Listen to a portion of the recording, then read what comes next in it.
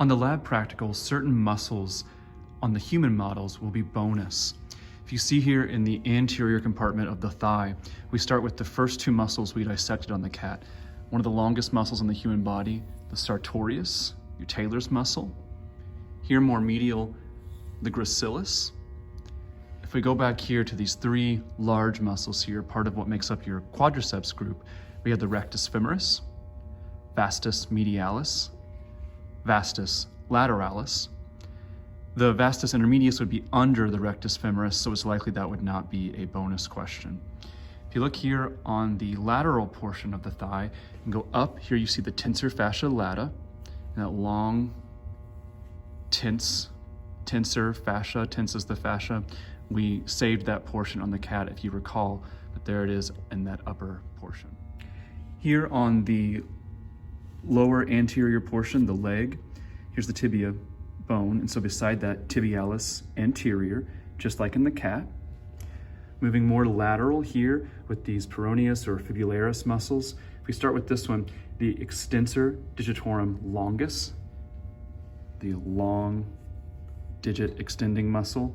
And on the side, if we can kind of turn this, we had our peroneus longus, and the short muscle here, peroneus brevis, just like in the cat.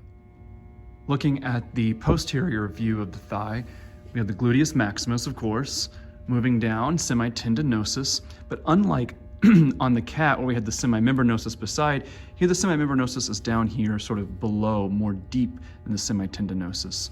And 25 here, this muscle, that would be your biceps femoris. Going down to the posterior portion of the leg, we have the large gastrocnemius muscle with this Achilles or calcaneus tendon that attaches to the calcaneus of the foot. The soleus would be behind that, so again, unlikely we would ask that as a bonus question. Certain muscles of the arm could also be bonus. If we go here to the shoulder, we see the deltoid muscle, right? That's very important for those of you going to med school, pre-med, to know the deltoid. Moving down, biceps brachii. The brachialis would be underneath of this muscle, deep to this muscle, and so we wouldn't be able to ask that as a bonus. Moving down to the forearm, if you look here, from the brachial portion to the radial portion, the brachioradialis, and this small muscle here, pronator teres, right? We won't ask any of the other flexors or extensors as bonus, but at least the brachioradialis and pronator teres. Moving down to the scapula, I want to show you this portion. We learned in lab this muscle here under the scapula, the subscapularis. Of course, here we have the latissimus dorsi that's been cut.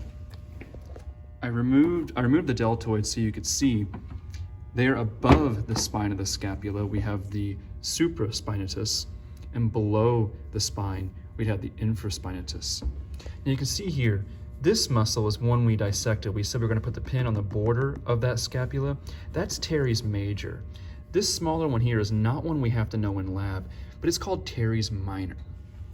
If you look on this smaller model of the scapula, you can have both your posterior, anterior view. Here's the clavicle. You see the subscapularis. Down here, teres major. If you looked over here, you'd have your supraspinatus and infraspinatus. Notice here, here's the glenohumeral joint. We talked about how, even though you won't need to know this for the lab, it's important to understand that these muscles make this group we call the rotator cuff. And so the portions that extend here from these muscles. And we learned in lecture, we said that those are your sits muscles. And so your supraspinatus, infraspinatus, subscapularis, and then here, lower, your teres minor helps make that. And so we learned teres major in lab, but teres minor helps with that rotator cuff. So again, that's kind of just for your information to take with you in your future classes. It won't be necessarily something we ask on lab, but it's good to understand that. There are a few we could ask on the torso model. Of course, the masseter in the cheek here, behind the, or in front of the parotid salivary. The sternocleidomastoid muscle that goes from the mastoid process, cleidoclavicle, down to the sternum. Pectoralis major up front. We can't remove this, otherwise we'd see the pec minor behind. Here, we could ask deltoid again. Here, the serratus anterior muscles, and then if we look on the dorsal or posterior aspect, I could ask trapezius. Notice there are several portions I could ask: trapezius, latissimus dorsi, gluteus maximus. I mean, really, we could even see some of the scapular muscles here too if we really wanted, but I'll stick with the yellow stickers. So trapezius, latissimus, gluteus maximus.